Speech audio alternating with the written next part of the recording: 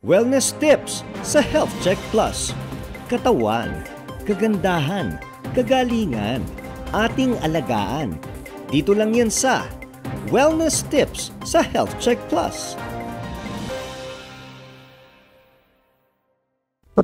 Nagbabalik ang Health Check Plus. Itutuloy na natin ang ating panayam kasama pa rin si Sir Ryan Hitalia.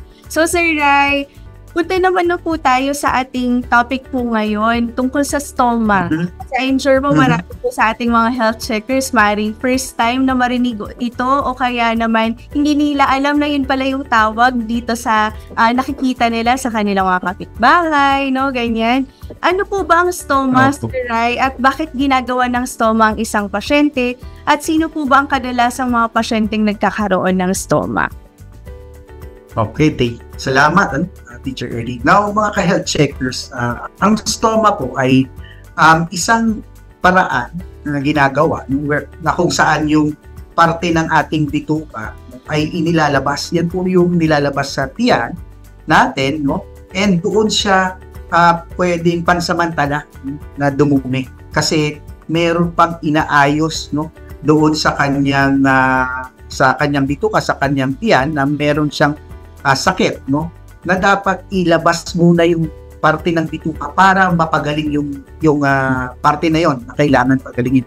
So, yung mga sitwasyon na yan ay isa kung kayo ay merong, halimbawa kung yung pasyente natin ay merong cancer sa colon, kailangan may tanggalin ang bukol. So, syempre po, pag tinanggal yung bukol, hindi pwedeng pagdugtungin agad yung bituka kasi kailangan pagalingin muna yung parte ng bituka na yun na tinanggalan ng bukol. So, ilalabas muna yung parte ng bituka na kung saan doon siya dudumi. And then, meron pong ginagamit na bag na yun po yung sasalo, no? Doon sa lumalabas sa ating bituka, no?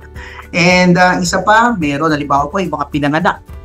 Pinanganak na walang butas ang puwet, no? May nangyayari po yan sa mga pagka yung ating mga bagong panganak na nanay, may sinilang sila yung kanilang anak, ng sinilang ay sadyang congenital deformity yung tawag po dito na walang butas yung kanilang puwet.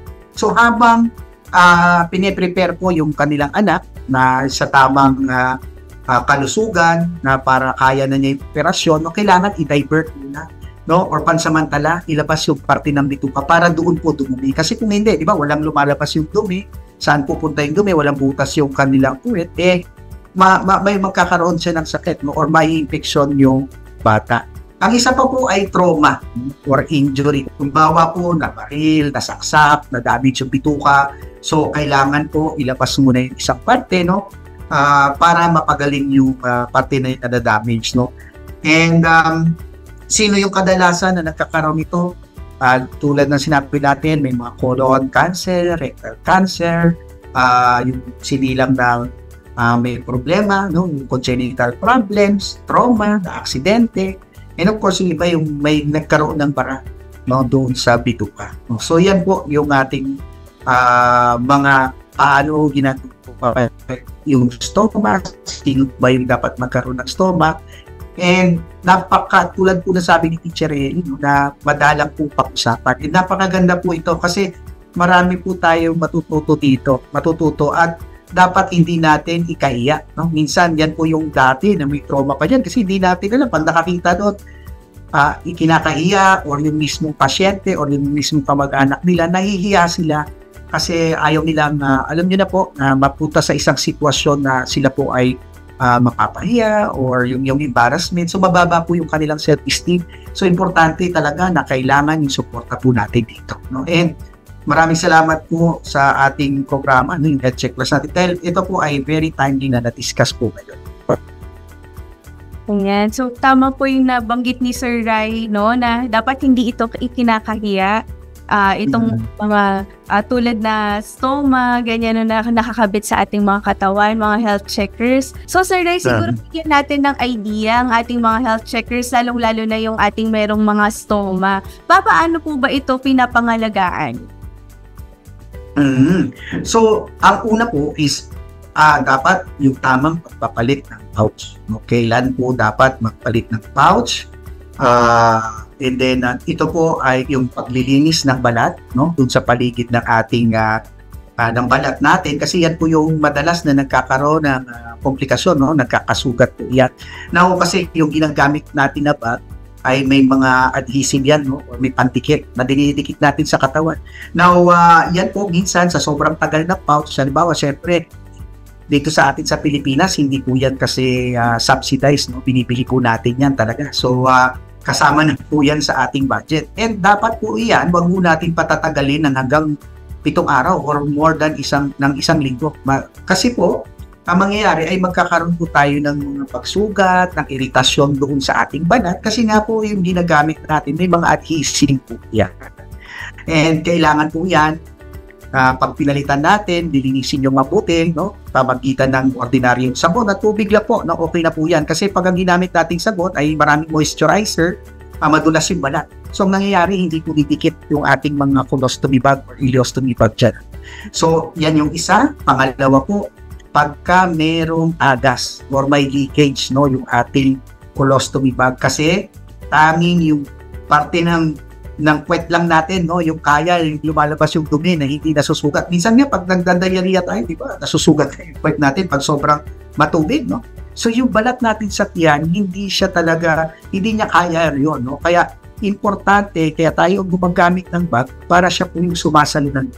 So pag may leak or may tagas na po sa paligid ng ating bag, dapat po yun talaga palitan nyo na yung bag kasi yan po yung magiging cause ng irritation natin in the future. And second, importante is yung tamang pagkain, yung nutrition para tayo maging malakas. And itong mga bagay po na ito, pagka ito po ay ating na-maintain, naalagaan natin mabuti yung stomach, yung quality of life po natin ay magiging maayos, hindi po maapektuhan kasi makakalabas po kayo, pwede pong maligo, no? Yung iba po kasi iniisip, ayoko maligo, no? Kasi baka mamaya yung tubig sipsipin ng bituka ko. Hindi po, no? Dapat nga po mas maligo tayo kasi para yung balat natin sa paligid ng ating stomach ay mapangalagaan. Pwede rin pong mag-swimming, no? May mga athletes po tayo na merong mga stomach, no? Maayos pa rin naman yung kanilang relasyon, no, sa kanilang pamilya. So, ang kailangan po natin yung tamang guidance and edukasyon. So, may mga nurse po tayo, katulad po ng nabanggit kanina ni Teacher Ellie, may mga nurse po tayo na talagang nag-aral, nagpakatalubhasa dito para magabayan po tayo ng tama. Sir Ray, punta naman po tayo sa mga kailangang bantayan ng ating mga health checkers sa stoma. Ano po ba yung mga dapat na tinitignan nila at minomonitor sa kanilang stoma po? Okay. Number 1 po, yung pagbago-bago ng dumi na lumalabas din sa stoma natin. So, una po, hindi porket may yung stoma natin, nagkakaroon din po tayo dyan ng diarrhea at nagkakaroon din tayo ng pagtitibig, no, or constipation. So, kung ano po yung kinakain natin, yan din naman din po yung epekto niyan sa stoma natin. So, pag napansin natin sa isang araw, parang mas madami yung lumalabas sa akin, matubig yata. So, malaki po yung chance na baka tayo po ay nagka-diarrhea, or pag masyadong walang lumalabas, tapos yung lumalabas sa akin na tubig, buo-buo, or nahihirapan, sumasakit yung tiyan natin, baka tayo po naman ay nagkakaroon ng pagtitibi or constipation, no?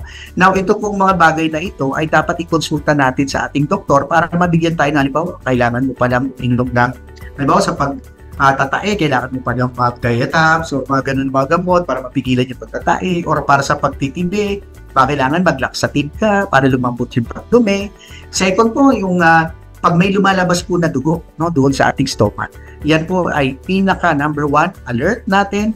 Pag may dugong lumalabas mismo doon sa ating stomach, hindi po yun sa paligid. Yung paligid po, pag nililinis natin, normal lang po na minsan parang nagsusugat kasi nasanggi po ng ating panlinis. Okay lang po yun kasi gagaling. Pero po yung pagdugo ay galing doon sa loob mismo ng stomach kasama sa duming lumalabas, kailangan niyo po yan itawag sa inyong doktor. Pero yung mga paligid na pagtagas o paglik, pwede pong kayo po yan, pag nasanay na po kayo, kaya kailangan tinuturuan po tayo ng, bago tayo umuwi or bago pa-discharge sa hospital, importante na nagpa-return demo kayo, no, sa mga nurse ninyo para talagang naturuan kayo ng tamang pagpalit. Ano? Ang isa pa ay yung minsan, nakakaramdam ng sakit, no, nagkaroon na para ng irritation sa paligid, no, i-monitor niyo po iyon, or halimbawa po nagkakaroon kayo ng allergy. Normal po iyon, or nangyayari po minsan na yung ginamit yung colostomy bag ay hindi po kayo sanay or yung balat po natin ay hindi hiyang doon sa bag na ginamit natin. So mapapansin nyo, pag gumamit kayo doon, nabubula yung paligid, kung ano yung hugis ng bag nyo o ng base plate na tinatawag, yun yung hugis ng pamumula, makate or mahapdi, tapos parang nagsusugat, pwede pong dahil sa allergy po. So kailangan nyo pong magpalit ng brand or kailangan nyo munang patignan, no, doon sa inyong nurse o sa inyong doktor yung allergic reaction nila. Ang isa pa po, bakit nagkaka-allergy is yung kanina nabanggit natin, sobrang tagal ng bag, sobrang tagal na ng pouch na nakadikit doon sa balat. So ang nangyayari po, hindi nakakahingan yung balat doon, hindi na nalilinis yung balat, hindi na yung mga adhesive doon, minsan yan yung nagiging cause nun. So importante po, no, na alam natin kailan ba dapat ilagay yung bag, kailan dapat tanggalin, at hanggang kailan, no, yung ating pouch na yan, which is yung mga mismo, yung mga manggagawa ng bag na yan or yung manufacturer or yung mga nag-distribute na mga pouches na ito. And sila po mismo pwede nating tanungin kasi alam po nila ito at mayroon din po silang kapasidad na magturo na sa atin ito, no, sa ating mga pasyente. Sir Ray, punta naman po tayo kasi nabanggit po ninyo kanina na isa sa mga usual na problems po ng mga health checkers natin na merong stoma ay yung pagkakaroon ng infection, no, na kabit nitong stoma na ito. Ano po ang payo ninyo para mapanatiling maayos at hindi ma-infect ang stoma? Okay, salamat Teacher Elin. Mga ka-health checkers, number 1, bakit nagkaka-infection? Ito ay pagka nagkaroon na tayo ng iritasyon sa paligid ng balat or ng sugat. So, iwasan natin yun. Paano natin maiwasan na magkaroon yung tamang paggupit ng ating mga bag or ng appliance, yung tamang paglagay ng ating appliance sa balat, no? So, iwasan natin yung leak, no? Yung leakage or yung pagtagas na tinatawag. Kaya nga, di ba, sabi natin kanina, pag may mayroon ng leak yan, dapat palitan na yan. Huwag na natin tipirin or huwag natin hintayin kasi mas malaki pa po yung mga gastos natin pag tayo po ay nagkaroon ng infection. Pangalawa, siguraduhin natin na yung ginagamit natin ng mga bag o appliance ay hiyang tayo. So malalaman naman po nyo yan, no? Yung, like sinabi natin kanina, pagka yung ginamit ko itong brand na to, medyo hindi ako komportable, merong pangangate, merong paghapdi, no? So, mag-explore po tayo kung ano talaga yung nababagay sa atin, yung hiyang ng ating balat, no? Hanggang sa, yun yung makasanayan natin na gamitin. Tapos, lagi po tayong umattend ng mga late forum, madalas po, or manood sa, yan, meron sa YouTube, madami po, ito, yung sa atin Health Check Plus natin na programa, makakatulong po itong mga ganitong programa para sa atin pagdating sa information regarding doon sa ating mga condition na ito. So, ang isa pa, para maiwasan yung infection, yung tamang nutrisyon, importante. No, yung tamang pagkain. Ano po ba yung pagkain na magbibigay sa atin ng tamang nutrisyon? Minsan din, Teacher Ellie, no, yung mga pasyente natin, nag-aalala ng bakit babaho yung amoy, paano maiwasan yung masyadong malobo, mahangin, no? Ang isa po dito, ayaw natin sabihin sa ating mga pasyente o kamag-anak na mayroong stoma na yung katulad sa diabetes, bawal to kasi hindi na yan sila, mawalan silang ganang kumain. Ano? So, ang importante dito, alamin natin kung ano po yung epekto ng pagkain sa atin. Halimbawa po, pag kumain tayo ng pineapple juice o minom tayo ng pineapple juice, kumain tayo ng pinya, magdudumi ka, di ba? Pagka nga wala ka stoma, nagdudumi ka. Pag kumain ka ng papaya, malambot yung dumi mo.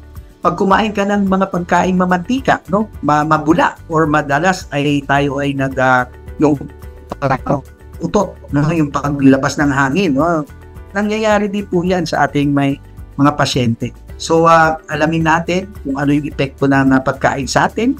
Lahat po ng pagkain na sobra, alam naman natin na yan po ay nakakasama, no. Sa second, iwasan natin siguro yung mga pagkain po na masyadong yung high residue, yung madalas pag kinain natin, paglabas, ganun pa rin, no? So, yan po yung mga kailangan may guidance din po tayo ng ating nutritionist tsaka mga dietitian po. Sir Ray, yung napag-usapan natin, no, ang daming kailangang i-consider ng ating mga pasyenteng merong stoma. So, napaka-importante talaga na meron silang suporta at very happy po kami to know na meron pong mga specialista po na mga nurse at mga doktor na tulad po ninyo, no, na talagang napapangalagaan ang ating mga pasyente na merong mga stoma.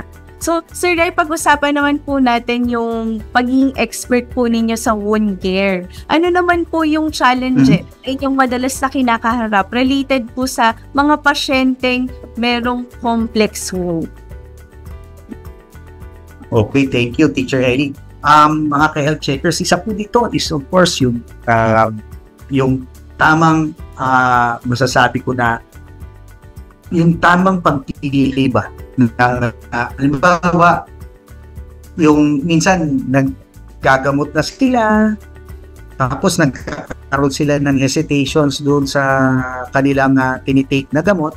Importante po na magkaroon din talaga ng second opinion. So kung para po yung peace of mind na magkaroon sila ng tamang informasyon and at the same time mawala yung kanilang anxiety or yung haka-haka sa isip na tama ba itong ginagawa ko o hindi. Mag-seek po tayo ng konsulta sa talagang eksperto, mag-seek po tayo ng konsulta sa tamang doktor, no, sa tamang healthcare professional para po dito. Second po, lagi naman yung financial, Teacher Ellie, alam naman natin yan. Nawa sa kaalaman ng lahat, meron pong mga institusyon at meron din pong mga hospital ngayon na may subsidized po na may certain procedures po na kinikredit po ng PhilHealth. So may assistance po sa ating gobyerno na ngayon, lalo na dito po sa sugat. Kasi po ang aim talaga natin dito is mabawasan talaga yung pagtutol po ng mga paa. So si PhilHealth po ay magandang programa na ginawa nila is yung pagbibigay po ng assistance sa mga pasyente na may sugat, lalo na pagka ito po ay debridement, nasa may hospital na naka-admit, meron po tayong assistance dyan. Pangalawa po, yung challenge, I think, yung support, yung sa stoma natin, yung suporta galing mismo sa kanilang mga kamag-anak. Hindi yung kaalaman, yung importante po yan. Yung pagpapalit po ng bag, yung pagpapalit ng pouch, para sa amin, secondary. Ang pinaka-primary po dapat natin dito is yung epekto nitong pagkakaroon ng stoma sa ating mga pasyente. Yung anxiety, yung depression, kadalasan po sa aming experience ay mismo walang suporta yung pasyente na natatanggap sa kanyang kamag-anak. Mismo yung kamag-anak niya, pinandidirian po sila. Kasi doon kakaiba po So yung or napagtatawanan sila, kaya yung pasyente instead na ma-encourage siya or ganahan siya na magpagaling or lumakas, may mga incidents or sitwasyon po na hindi niya nagsasalita yung pasyente, malungkot siya palagi kasi nga hindi siya nakakaramdam ng suporta. Na minsan, kaya nga po madalas yung mismong kamag-anak, sinasama natin pag tayo po ay nagturo or nagbigay ng health education, yung pakiramdam po nila na yung mismong kamag-anak nila or yung mahal nila sa buhay nag-aalaga sa kanila, malaking bagay po yun. Wherein nakakakuha sila ng suporta mismo sa kanilang mahal sa buhay kesa sa inaasa po nila doon sa ibang tao. Na yan naman po talaga sa ating kalaman, kami ni Teacher Ellie, yan po talaga ay aming advokasya bilang isang nurse or bilang isang healthcare professional po. So, yan po yung mga tulong na ating may bibigay sa ating mga ka-health checkers po. Ang ganda nung nabanggit nyo, Sir Ray, kasi talagang napakalaking bahagi ng recovery at rehabilitation ng ating mga pasyente, ang suporta galing sa kanilang mga kamag-anak at kaibigan. So, hindi sila nahihiya, mas na-engganyo pa sila na harapin ng kanilang mga health problems tulad ng mga diabetes, stoma pa yan, o ibang klase pang sakit. So, Sir, kayo po yung kasalukuyang Pangulo ng Enterostomal Therapy Nurses of the Philippines. Pwede niyo po bang bigyan ng idea ang ating mga health checkers? Ano naman po ang layunin ng inyong grupo?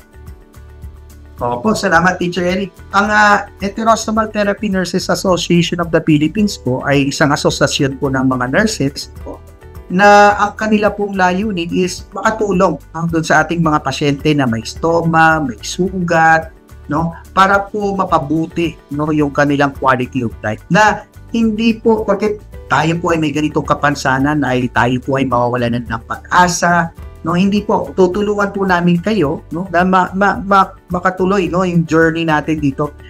hindi po parusa yung pagkakaroon ng stoma. Ito po ay tulong na binibigay para po doon sa atin present na sitwasyon. Halimbawa nga po, kung tayo ay may cancer, kung tayo ay may na-trauma doon sa bituka, tulong po ito para mapagaling yung ating talagang main problem na yung main sakit na etiology or yung pinanggagalingan ng sakit na yun na kailangan mapagaling at mapahinga muna.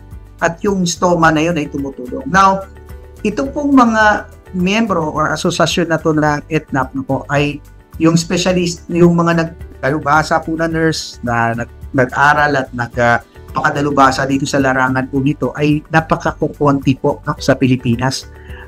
Hindi po siya madami kasi sa katunayan po sa ngayon, wala pong programa pa, no, para sa atin na nagtuturo para dyan, no, nagpunta pa po sa ibang bansa itong mga nurses na to, kami po para mag-aral dito, para pag uwi namin ay maitulong natin sa ating mga kababayan. Ngayon po itong mga nurses na ito po ay sila rin po, no, yung nagtuturo at nagsishare sa kapwa naming nurses dito sa Pilipinas kung paano po yung pangangalaga ng mga pasyenteng may sugat, may stoma, no. And ito pong asosasyon na to ay nabuo po sa PGH, no. Mga 13 taon na po yung nakakaraan, ano? And sa pamumuno po ni Ma'am Nelda Escueta, and then marami pong hospital kami na sumamanpot. And sa ngayon po ay aming muling binubuhay yung layunin, no, nitong asosasyon na to para po makatulong sa ating mga kababayan. Lalong-lalo na rin po sa ating mga nurses, no.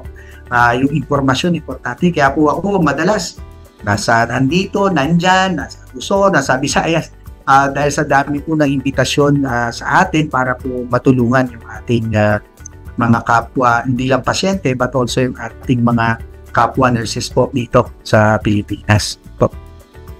Sir Ray, salamat po sa inyong asosasyon at sana ituloy-tuloy ang inyong pagtulong, no, sa ating mga pasyente at sa ating mga nurses para patuloy ang kanilang paggaling. Sir Ray, baka po meron po kayong huling mensahe para po sa ating mga health checkers tungkol po sa diabetic foot ulcer, stoma at iba pang mga care tips para sa mga kanilang mga sugat at complex na mga wound.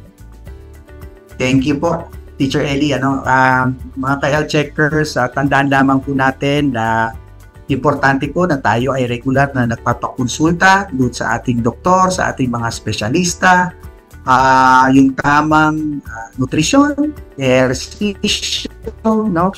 And of course, dapat palagi tayong updated pagdating sa mga ganitong sitwasyon, makatulong dito is of course yung katulad nitong programa natin, yung Health Check Plus, no, andyan si Teacher Ellie. Ang isa pa dito ay wag po tayong mawawala ng pag-asa. Palagi pong, lahat po yan, palagi pong merong solusyon at may mga tao po na handang tumulong sa atin, no, sa ating mga pinagdadaanan. Ang ano lang po dyan is saan sila, nasaan sila at kung paano nila tayo matutulungan. So, sa lahat po ng nakikinig, mga kaya checkers, maraming salamat po sa inyong oras ng pakikinig sa amin. Sana po ay pagdating ng araw ay maulit pa at magkaroon pa tayo ng ganitong session para po sa inyo. Maraming salamat po. Maraming salamat po muli, Sir Ryan A. Italia. Samahan niyo po muli kami sa susunod na linggo dito lang sa Health Check Plus. Tandaan, ating pangalagaan ang ating kalusugan sapagkat ang kalusugan ay ating kayamanan. At huwag kalimutan batiin araw-araw ang ating minamahal. Be kind, be safe, and stay healthy. Ako po si Teacher Ellie Campos Banayat, dito sa programang pinagkakatiwalaan ng mga eksperto, ang Health Check Plus. Wellness tips sa Health Check Plus. Katawan, kagandahan, kagalingan, ating alagaan. Dito lang yan sa Wellness tips sa Health Check Plus. Sa tulong po ninyo, running to 4,000 subscribers na po tayo. Konting share na lang mga health checkers at tiyak na abot na tayo sa 10,000 subscribers bago magtapos ang 2024. Maaari ninyong balik-balikang panoorin ang ating mga episodes sa Health Check Plus YouTube channel or i-scan ang QR code na makikita sa inyong mga screen. Mag-comment, mag-like, mag-subscribe at i-click ang notification bell para laging updated sa ating mga features. Be a health checker.